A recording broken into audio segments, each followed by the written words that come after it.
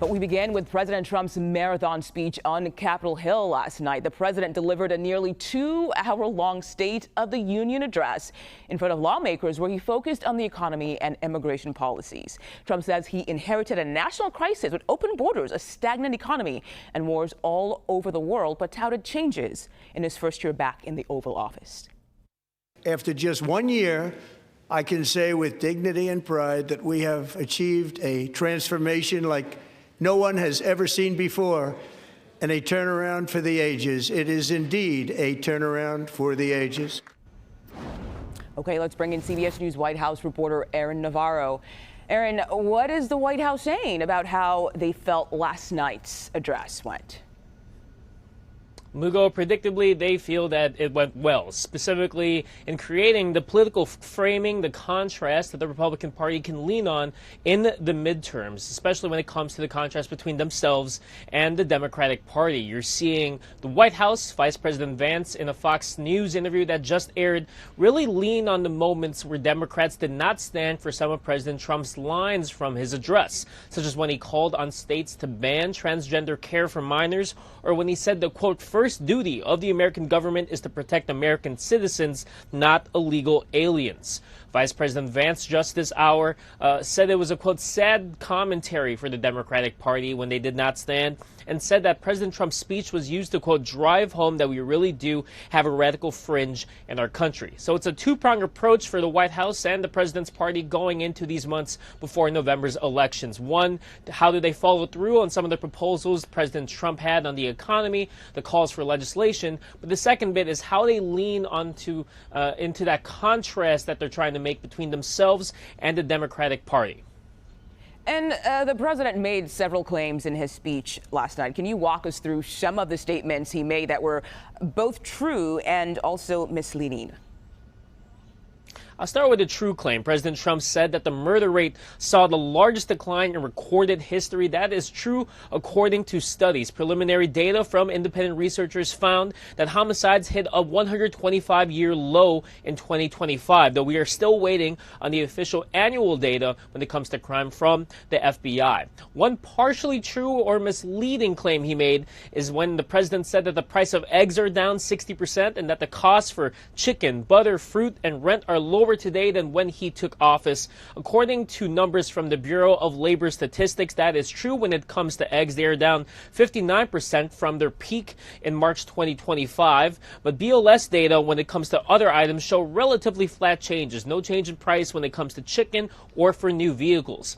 And one false claim that the president made is when he said that there was rampant cheating in America's elections caused by non-citizens. Non-citizens represent such a minuscule number of voter fraud cases. Just 85 cases of this from 2003 to 2023, according to data from the Conservative Heritage Foundation. State audits have found that they're not even approaching close to 1% of the registered voters on their voter rolls. This is part of a push from the president for the Save America Act to require proof of citizenship in order to register to vote.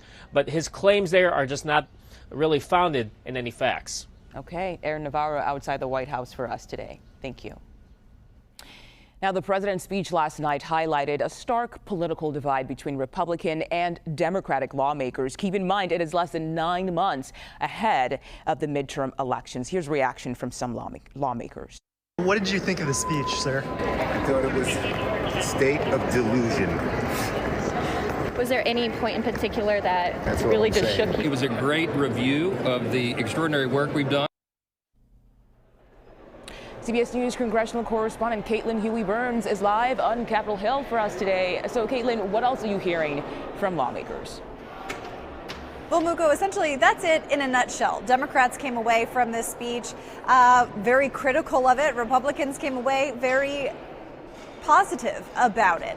And this is, a speech that's typically viewed through a partisan lens, so that is to be expected. But what was significant here, too, Mugo, is that a lot of Democrats decided not to attend it at all. They held a counter rally outside the Capitol. But I want you to take a listen to a couple of reactions that we heard last night, and specifically regarding this moment where Democratic Congressman Al Green, who is known to do these kinds of things, things, was kicked out of the chamber for holding a particular sign. Take a listen to what he told our Nicole Killian.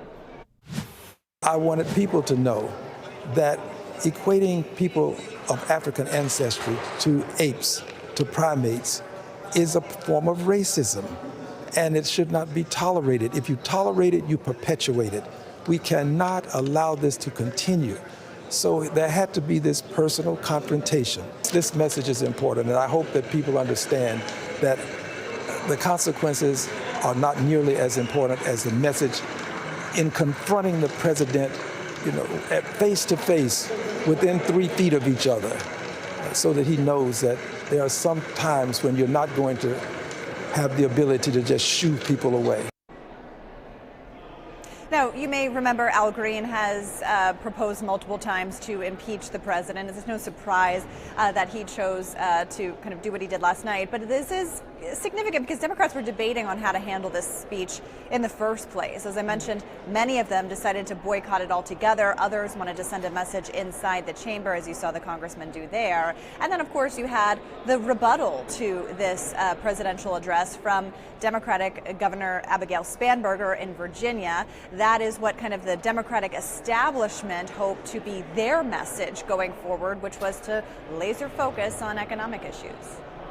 Did the president introduce any legislation that Congress will eventually have to tackle? Yeah, a few different things that he wants Congress to do. Aaron, in the previous segment, mentioned the SAVE Act requiring U.S. citizenship to vote. That's something that the president has been trying to push for. It faces a very uphill climb, to say the least, up here on Capitol Hill, particularly on the Senate side. He also wanted to he wants Congress to codify his health care plan.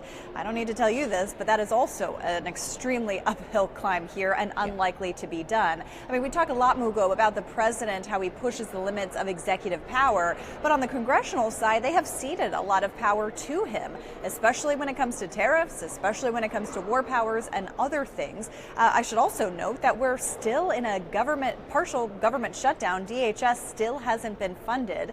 The two sides can't agree on funding for that, and so that remains at a standstill. So a lot of what the president does through executive order is because he wants to go it alone, because Congress is such an uphill climb. I mean, Republicans have such a narrow margin in the House, getting narrower really by the day.